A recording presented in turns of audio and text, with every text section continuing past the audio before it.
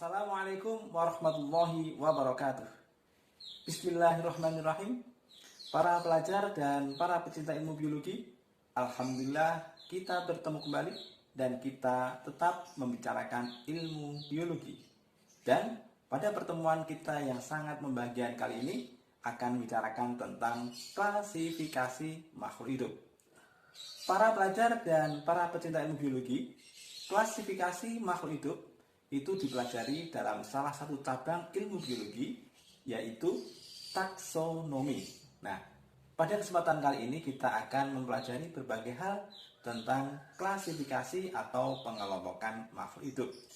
Di antaranya adalah tujuan klasifikasi makhluk hidup, kemudian langkah-langkah dalam klasifikasi makhluk hidup, kemudian dasar atau sistem yang dipakai dalam klasifikasi makhluk hidup, dan yang terakhir adalah macam-macam klasifikasi makhluk hidup. Nah, para pelajar dan para pecinta ilmu biologi, semoga bermanfaat dan selamat belajar tentang klasifikasi makhluk hidup. Anak-anak dan para pelajar, pada dasarnya manusia itu menyukai sesuatu yang mudah. Kalian tentunya pernah mendatangi toko, misalnya toko baju. Apa yang kamu saksikan di toko baju? Maka di etalase itu akan ditata dengan rapi. Ada baju untuk anak, khusus anak, baju-baju untuk dewasa, baju wanita, dan juga mungkin ada baju khusus baju muslim, baju koko, dan sebagainya. Nah, apabila datang calon pembeli ke toko tersebut, maka dengan mudah calon pembeli itu memilih baju yang sesuai dengan kebutuhannya. Para pelajar dan para pecinta ilmu biologi, di dalam klasifikasi makhluk hidup pun tujuannya senada dengan apa yang dilakukan oleh penjual baju tersebut. Tujuan dari klasifikasi makhluk hidup adalah untuk mempermudah di dalam penelitian. Di samping itu, dilakukan juga untuk menyederhanakan objek studi. Bagaimana cara kita melakukan klasifikasi makhluk hidup? Ada 3 tahap ketika kita ingin melakukan klasifikasi makhluk hidup.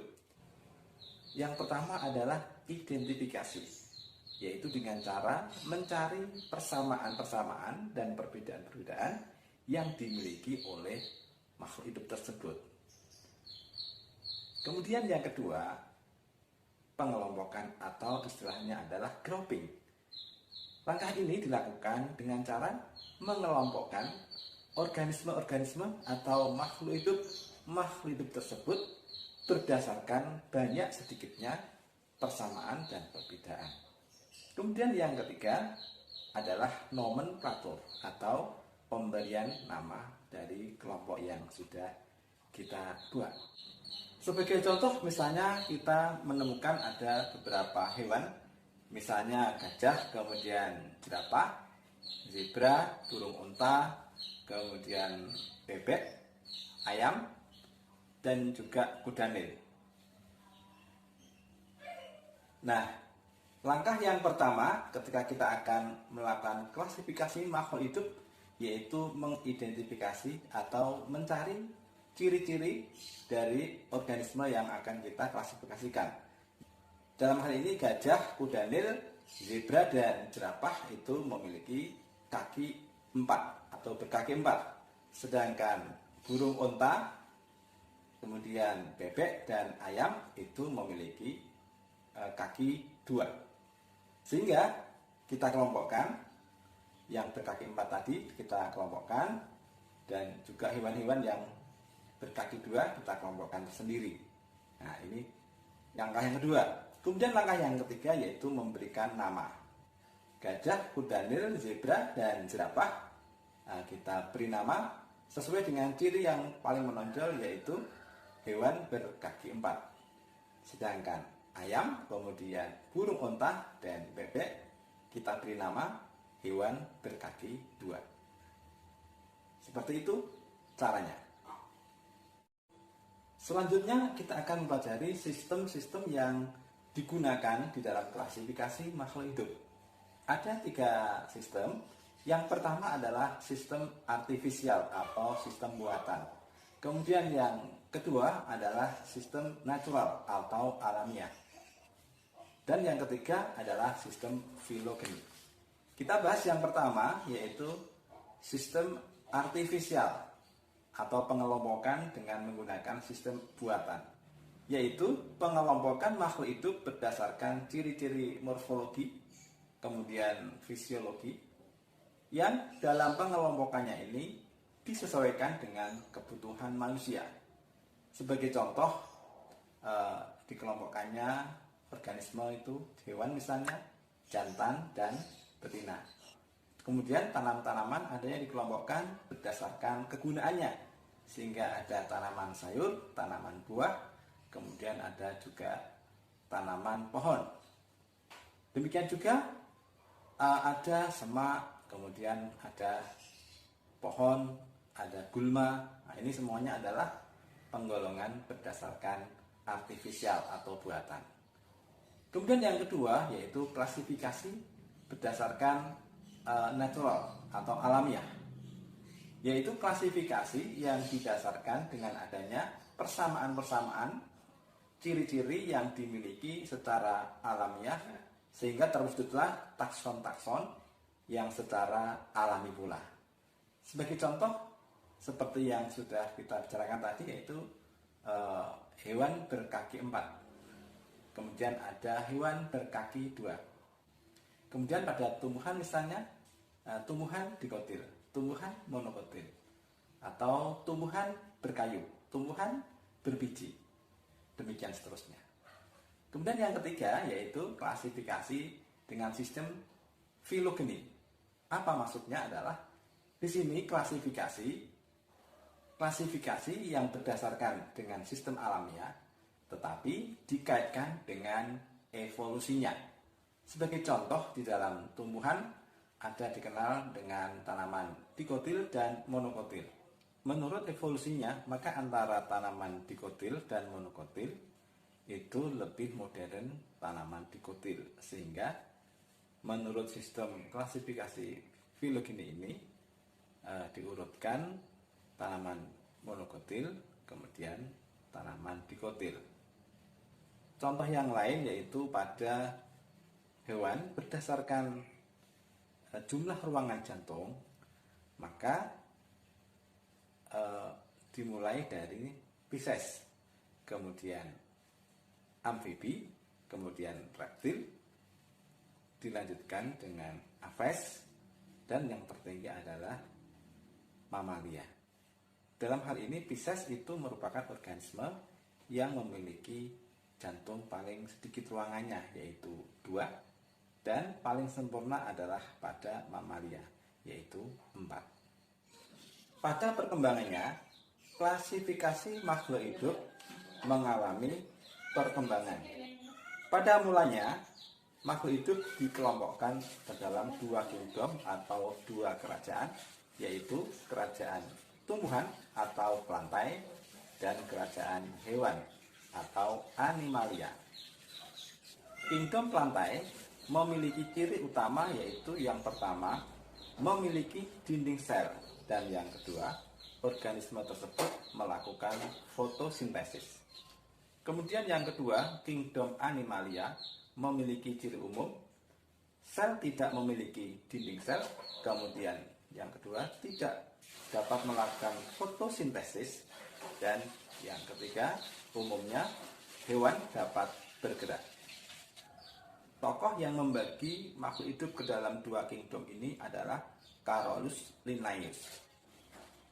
Selanjutnya, menurut Ernest Haeckel, makhluk hidup dibagi menjadi 3 kingdom. Yang pertama adalah kingdom protista yang meliputi bakteri, kemudian protozoa dan porifera. Kemudian yang kedua, kingdom kedua adalah plantae, dan yang ketiga adalah animalia.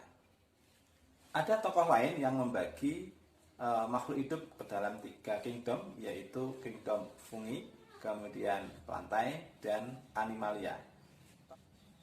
Tokoh tersebut adalah Anthony van Leeuwenhoek. Fungi adalah organisme yang mendapatkan makanan dengan cara menguraikan media dan kemudian menyerapnya. Kemudian plantae adalah organisme yang mendapatkan makanan dengan cara fotosintesis. Sedangkan animalia adalah organisme yang mendapatkan makanan dengan cara memakan atau fagotrof. Nah, fagotrof adalah cara organisme memakan dengan cara menelan. Selanjutnya, Copeland membagi makhluk hidup ke dalam 4 kingdom. Yang pertama adalah Monera, dalam hal ini termasuk bakteri. Kemudian yang kedua fungi, kemudian yang ketiga plantae, dan yang keempat adalah animalia. Kemudian R.H. Whitaker membagi makhluk hidup menjadi 5 kingdom. Ini ada pembagian yang terkenal. Yang pertama adalah Monera, yang kedua Protista, kemudian yang ketiga fungi, yang keempat plantae, dan yang kelima adalah animalia. Dengan ciri-ciri utama, untuk Monera adalah organisme yang prokaryotik, artinya belum memiliki membran inti. Yang masuk ke dalam anggota Monera adalah bakteri, yaitu Archaebacteria dan Eubacteria, kemudian ditambah Cyanobacteria atau ganggang biru hijau. Kemudian ciri dari Protista adalah organismenya sudah eukariotik atau sudah memiliki membran inti. Kemudian ciri yang kedua masih berupa sel tunggal atau bersel satu atau uniseluler. Kemudian yang ketiga adalah fungi. Fungi memiliki ciri-ciri. Yang pertama, fungi termasuk organisme eukariotik dan bersel banyak. Fungi tidak melakukan fotosintesis, tetapi dia mendapatkan makanan dengan cara memecah media dan menyerapnya. Kemudian plantae. Plantae termasuk organisme eukariotik bersel banyak dan melakukan fotosintesis. Yang termasuk plantae adalah Bryophyta atau tumbuhan lumut, kemudian Pteridophyta atau tumbuhan paku, dan Spermatophyta atau tumbuhan biji. Dan yang kelima adalah animalia. Ciri-ciri animalia diantaranya adalah termasuk eukariotik bersel banyak, kemudian tidak melakukan fotosintesis.